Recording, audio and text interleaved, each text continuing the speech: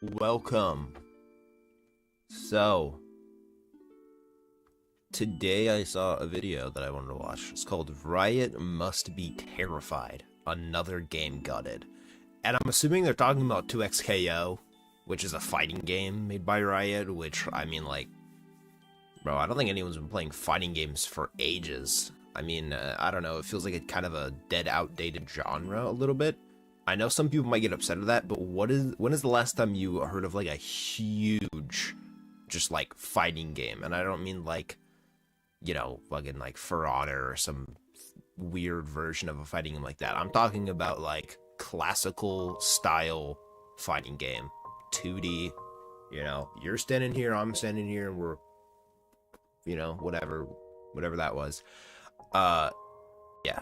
But anyways, let's get to the video. And let's see what this guy has to say. His name is Bellular News.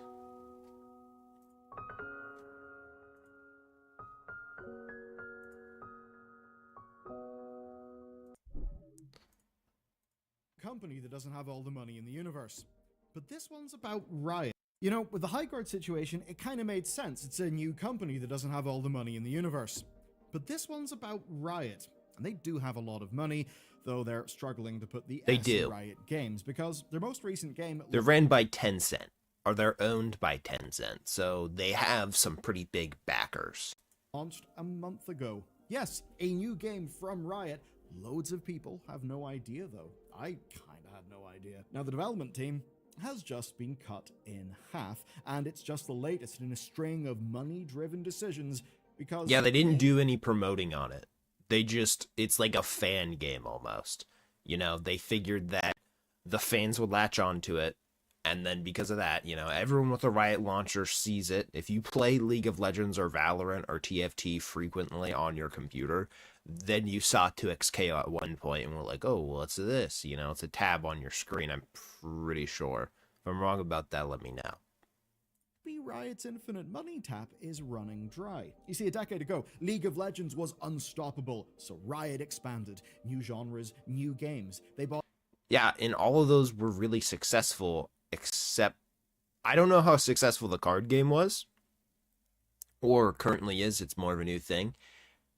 But League of Legends and Valorant are extremely popular. Teams outright and spent millions trying to build a grand empire. And then, post-pandemic, something seems to have changed. We've seen them circle the wagons around League's monetization. $300, $400 skins. Out.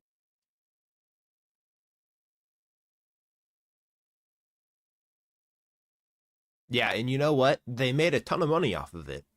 It was a successful skin release. There's experiments like Riot Forge, which seemed promising, but that's something that people don't understand. Like, just because you don't like something doesn't mean that it's not necessarily good as a business choice. There were enough people. Yeah, it was a way to generate money for the game. They released it, like, hey, I don't like it. I would like the cool skins to be priced reasonably so that I can afford them and look cool too. But the reality is, it was to make money. They were very upfront with that. They were saying, like, this is for the whales who spend thousands of dollars on a game, because there's tons of people like that who play League of Legends. And it worked. I mean, it made money. It did what they were trying to do. So, like, at least they're being honest and upfront about, oh, we just needed to make some money for whatever reason. There's Hightail being cut loose, and now Riot are so afraid of losing out. Yeah, I mean, Hightail's very cool, but Hightail is so underdeveloped at this point. I still am confused as why they dropped it. But maybe they just want to like focus their teams and their efforts on one thing at a time, or like, focus more closely on fewer things. I think that's what they've been trying to do. Like, they sort of expanded out with all those indie games. It wasn't the most successful thing in the world, and now they kind of like went back on it, and they are not huge on working with other studios and creating these like small little indie games in the League of Legends universe.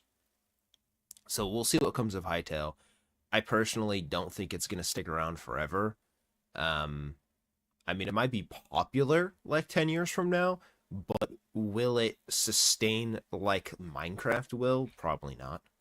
That they won't even try to give a game a chance if it doesn't succeed off the bat. And to me, it's an insane story because maybe this game. Yeah, because when a game doesn't succeed off the bat, it usually just doesn't succeed. Could have got word of mouth over time or any of those things that could have got people into it.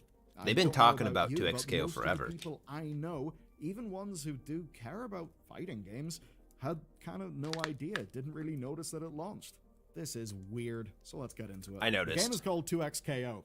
Not exactly the most SEO friendly. All my friends title, noticed. Not exactly the most memorable one. Maybe that didn't help them. But Yeah, their 2XKO staff is a had weird worked name. on this game for nearly a decade, and some were laid off with about 30 minutes notice. On February 9th, 20 days after launch. Yeah, 30 days notice is crazy, but if they did give them a good like last paycheck, more understandable, which Riot announced I that don't know if 50% it did or of not, the dev but team, around 80 people, would be laid off. Something went deeply wrong with the launch of Riot's very own fighting game. And the thing is, we know this is because of the weak console release.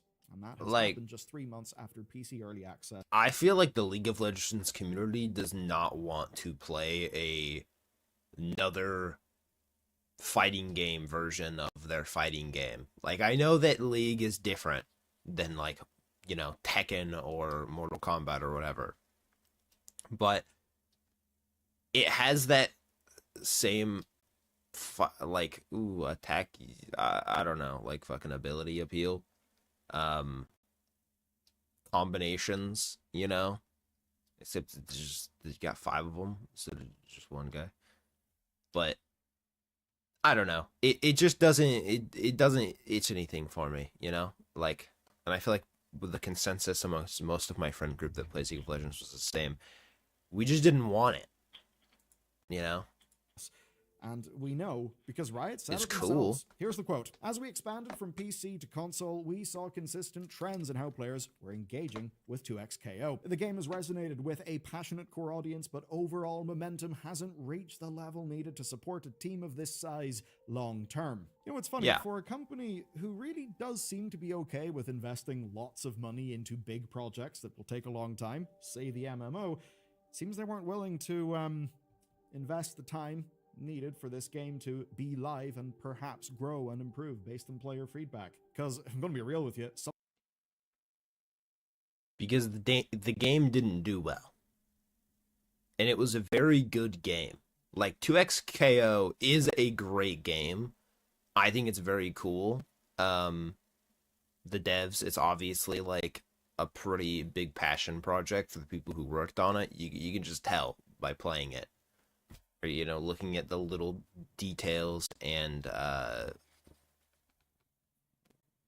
whatever you quality of life stuff, you know. But I just don't think that there's a player base for it. You know, like the guys that play Tekken and Street Fighter and Mortal Kombat or whatever, they're just gonna keep playing those games. They don't want to get they don't want to get a PC to download Riot Games and play this game. It's just I don't think there's the crossover between League of Legends players. Like, it exists, but it's such a small community. And if they don't want to put a bunch of money towards marketing and getting it out on consoles and trying to steal the player base, because there's only so many players who like these types of games, you know? Like, it's like that with everything. There's like a market.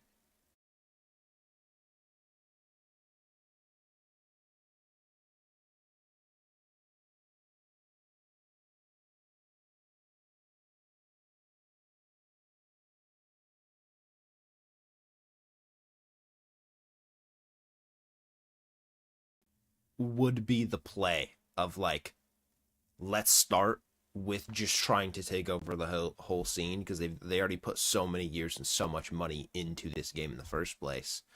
Like, why didn't they just, you know, go the extra mile there? I don't know.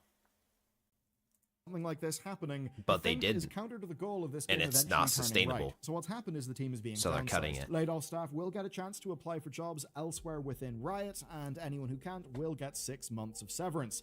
But judging 6 months of severance. I mean, like, I get it. It sucks that you're losing the job that you worked hard to get and the job that you want and you thought that you'd be doing for like the rest of your life, because I feel like that's the type of company that Riot is. You know, you'd want to work there forever, like kind of like Blizzard.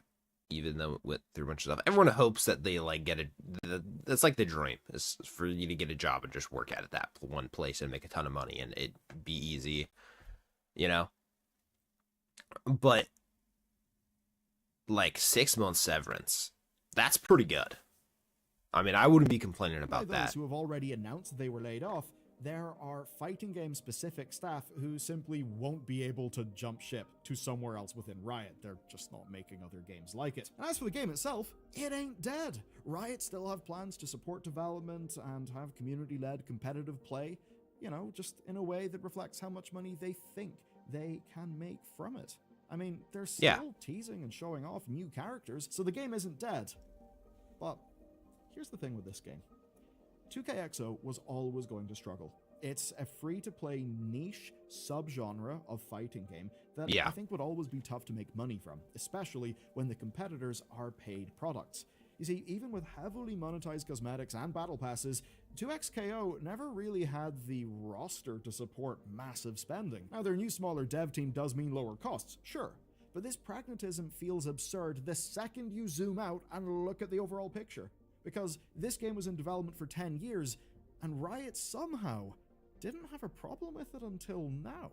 So what's happened? What's changed? There's one thing you need to know, and it kind of kicks off the whole trajectory of this. They In saw the amount of 2016, players that it's are a bit of a interested in different playing the Riot game, games. and they Now, realized it wasn't purchased big enough for Radiant what they were hoping. Entertainment. Like, it This wasn't as was big as part they of were the same hoping. surge of acquisitions and investment that led them towards Hytale, Riot Forge, and even to Valorant. You know, obviously that one worked out. And it wasn't some random indie pickup either. No, Tom and Tony Cannon are the people who launched EVO, and they worked on the creation of the rollback netcode.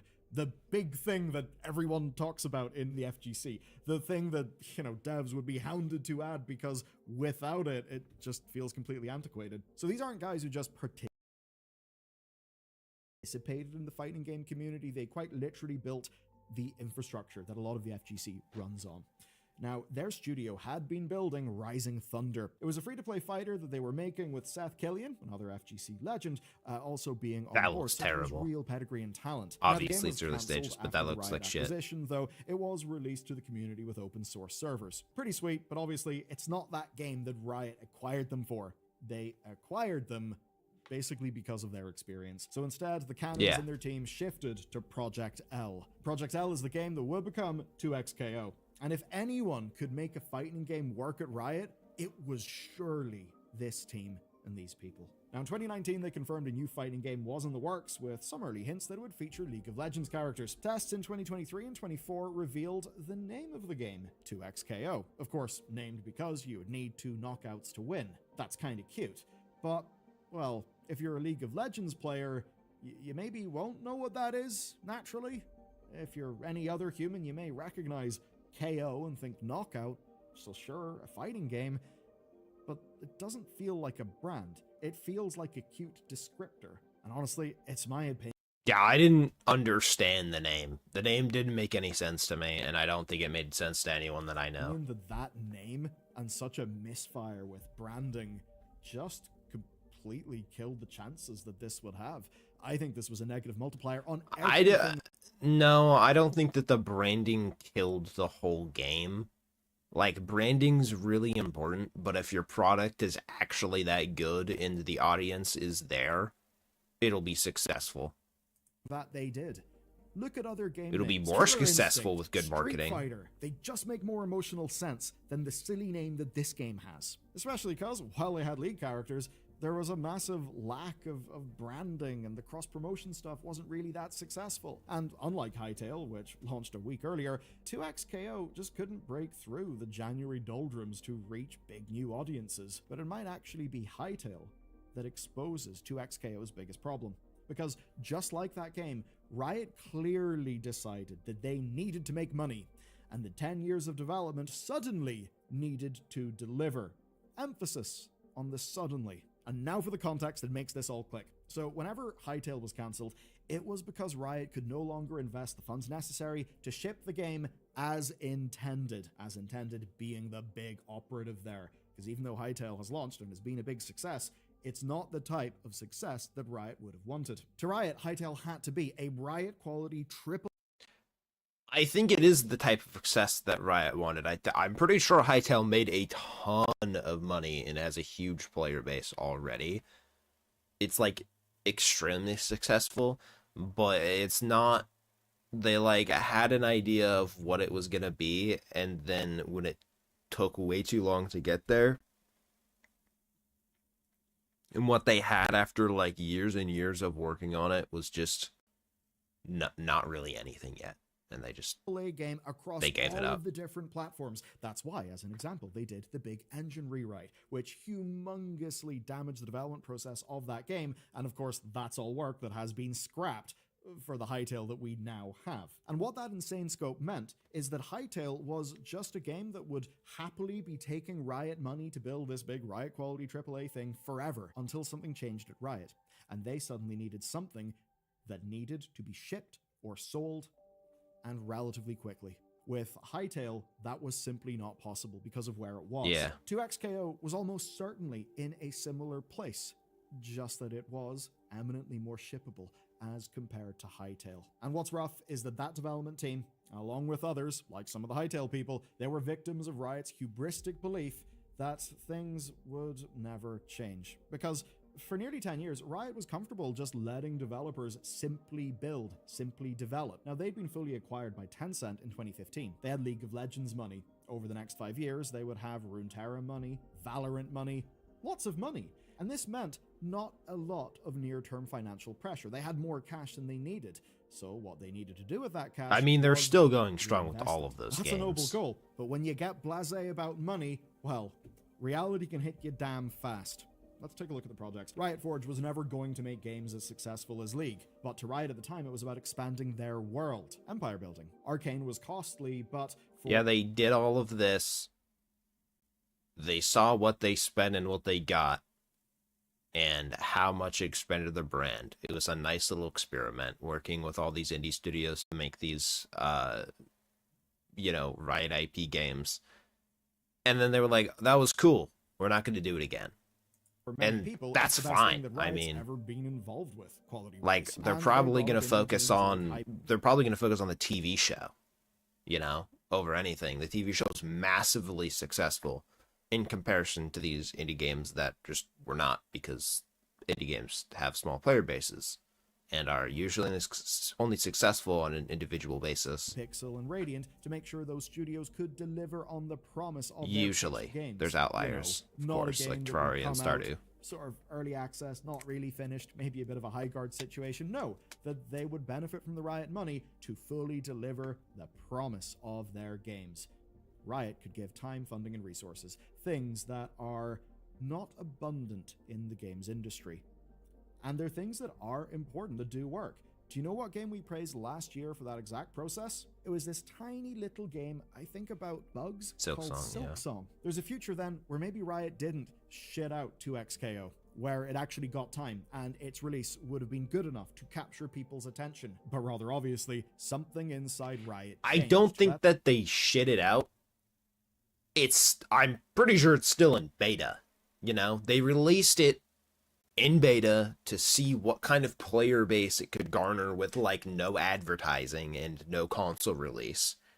They're getting their feels out for it, and they didn't like what they felt. They didn't like it. Let's look at what happened. So they're pulling it back a little bit, but they're still keeping it alive. Like, I don't think that it's not going to make any money. I think it's just going to make them a small amount of money, which, like, I get that that's not the most important thing when you're making a video game. There has to be passion behind it, which I think 2XK has a lot of passion behind it, but it does need to make money, unfortunately. That is like the second priority over being a good game, it needs to make It money. saw layoffs of approximately 11% of Riot. That's 530 people. Riot Forge was ended. Legends of Runeterra lost staff and shifted to PvE as interest in PvP waned. October brought another round. It was smaller, but it was telling. It was 32 people from the League of Legends team itself. Then came the doubling down on expensive monetization-heavy trends for League of Legends. We've talked about those a fair bit in the last few years. It's often been the likes of gacha systems with, yes, Riot Games has officially embraced gambling, 10.7 billion USD. And that's how much money is generated by esports gambling associated with Riot Games, Valorant, and League of Legends. As such, morals be damned. I mean, that Riot. Wait, morals be damned. Riot wants a cut.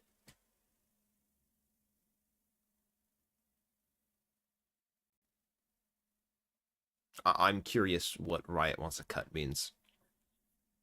Gambling is like normal for adults in in American culture. It's, I mean, I'm pretty sure worldwide it's just like ingrained in every culture as a huge vice. It's as popular as alcohol, right? So like, yeah, people are gonna gamble on Valorant and League of Legends esports. There's like, duh, you know? And if Riot wants to find a way to slip their fingers there and make money off of the gambling, I mean, I don't really know what to think about that. I don't really have an opinion on it, but it is what it is, I guess. a built-in pity, but a built-in pity that pretty I don't much know. means What do you guys think? Let me know. What do you guys think about you're going to be Riot spending wants an a cut, absurd and amount what of does that money to actually get some mean? of the hyper-expensive Like, skins that they've put into that game. Of course, hyper-expensive skins that are fueled by FOMO. Then there's the monetization and loot box changes that yeah. Yeah. FOMO, I mean, yes, FOMO works. had to be walked back so that players still felt that they had I mean, I don't even think it's FOMO necessarily. It was a $500 skin. If you were going to pay the $500 then, you were going to pay the $500 in a couple weeks, okay?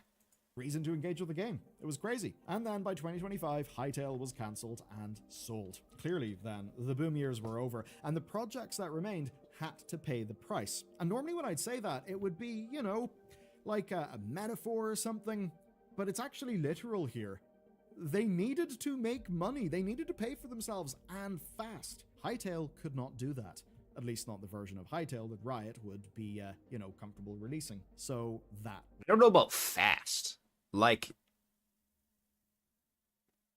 why would they need to do it fast? Are you saying that they're running out of money? Was killed. Then there's Riftbound, the card game, which by all accounts has actually worked out well. It seems highly in demand, stock is hard to come by, so that did succeed immediately. But then there's 2XKO. Because people like card games, and meant people like card games, and the Pokemon market is just bad. Like, it's terrible. Magic seems fine. Pokemon, it seems like hell to be a Pokemon fan. I played Pokemon the second that started happening, when like Pokemon cards were out everywhere. I quit. I just gave my collection to someone and I just stopped. that it had to come It's out, not fun and anymore. luckily, or unluckily for them, they were close enough to having a releasable product that they had to release it. Of course, it did There's not. probably what I'm saying is there's probably a huge market that's just sitting there wanting to be able to buy cards like a normal human being at their local card store, but they can't because scalpers keep scalping, you know? work. So they And see clearly the Riot new is card not game interested in slow growth. and they want to The play it. line needs to go up. It needs to go up fast. And for game development teams, that means that they cannot hone their product market fit while their game is live.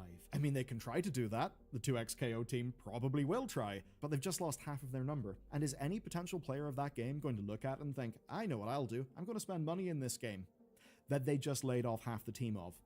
No. Be it for good or ill, people do actually see their spending in games as a bit of an investment.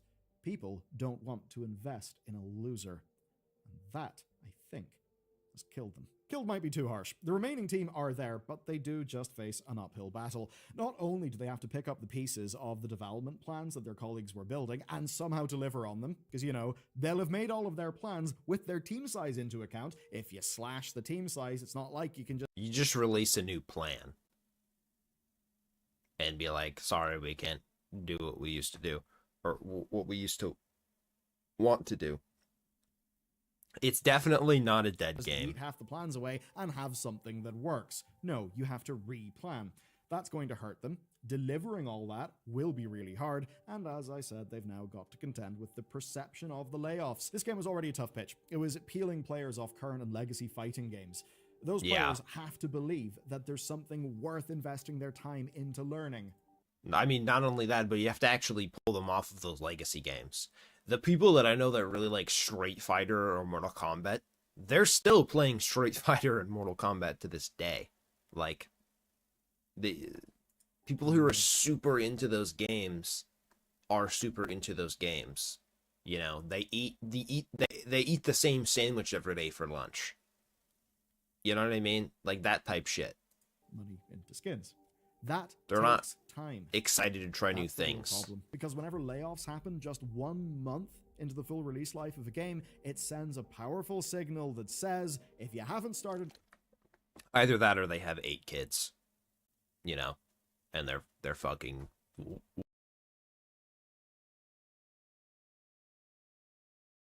playing this, you actually made the right call. And you shouldn't bother. Now, I'm not dumb. I know there's a balance sheet. I know the balance sheet should probably look reasonable. But the thing here is, I think that this was just a little bit self-defeating. Because in managing their balance sheet, I think they have killed any near to medium-term chance of this game experiencing meaningful growth. 2XKO is not dead, but from the outside, sure doesn't look like it's going anywhere. What frustrates me is this didn't have to happen. Riot is not an indie developer who can't afford a few months of running at a loss. Now, they are entitled to cut... Yeah, I mean... They're not an indie developer. I mean, I guess that's true, but at what point... Like, if you have a studio, you know, because they're all, like, different teams... So yeah, if you have a team that's not making any money and it's eating up a bunch of money and it's not providing you anything for your company, you're going to cut it off. Like, that's reasonable business. Are they jumping the gun on it a little bit? I mean, probably. It's a little soon. Their losses, sure, especially after 10 years of development and a studio acquisition. Which I guess is what this guy is saying, you know? That's weird. And here's what makes it sting. But the game is But yeah, actually I don't know. really good. The FGC loves it mechanically. Not all of them. I know it's not one monoblock of people called the fighting game community who all have the same opinions, but it seems genuinely praised in its mechanics. It hit 3rd most downloaded free-to-play title on PlayStation at console launch. So this is not a bad game that failed. It's a good game that got abandoned because the growth curve was not steep enough. Here's the thing. You may remember a long time ago on this channel, we talked about a presentation done by Torolf Jernström. I didn't even realize that it was released on console. I mean, if they've released it on console and it topped the charts and they're cutting the team down, I think that says a lot about the retention. Because, like, I mean, I know for me personally, I enjoy fighting games like Injustice or Super Smash Bros. Or whatever. You know, I play Super Smash Bros. All the time. I always come back to it. It's a classic, right? But I loaded up this game. I played, you know, like, played it for 4 or 5 hours. And then I was like, yeah, it's not my game. And I closed it. And I'm probably never even going to open it again. It's just not my type. It's not my cup of tea. I'd rather play League of Legends, you know? I'd rather play Valorant.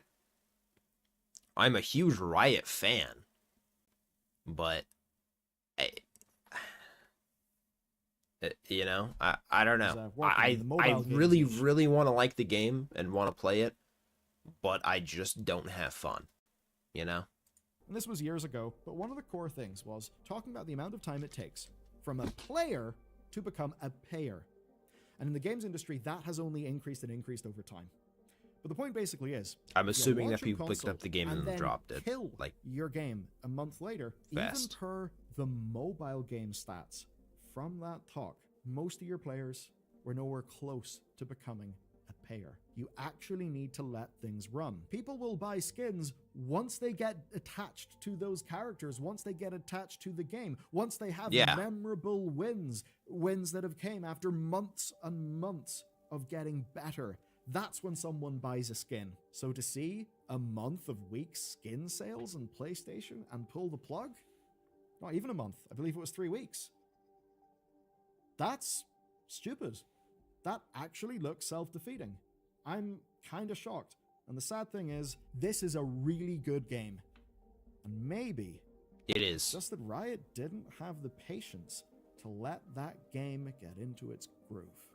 And in doing this the way that they've done it, they may have just shot it in both of its kneecaps. So yes, it's not dead, but when I say it isn't going anywhere, or it doesn't look like it's going anywhere, yeah, because it can't move anymore. Because Riot have hamstrung it. Because they've done the equivalent of seeing their struggling game lying on the floor and just put up a sign that says, "Plague, stay away." Bit of a weird metaphor, whatever, but I think it gets the point across. What the hell, man? Are there more? Is there a bigger player base than I thought for this genre? Like, am I crazy in thinking that like no one plays fighting games anymore?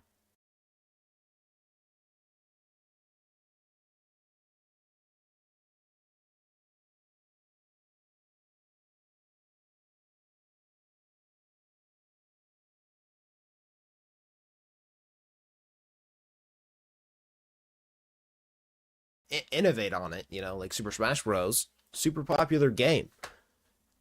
It's not really the same as like Tekken or anything like that, or Mortal Kombat. I mean, those games are still plenty big, don't get me wrong, but are they as big as they used to be? Will they ever be that big again? Probably not, because I feel like the platform is kind of outdated and you need to innovate a little bit more than what 2XKO did innovate.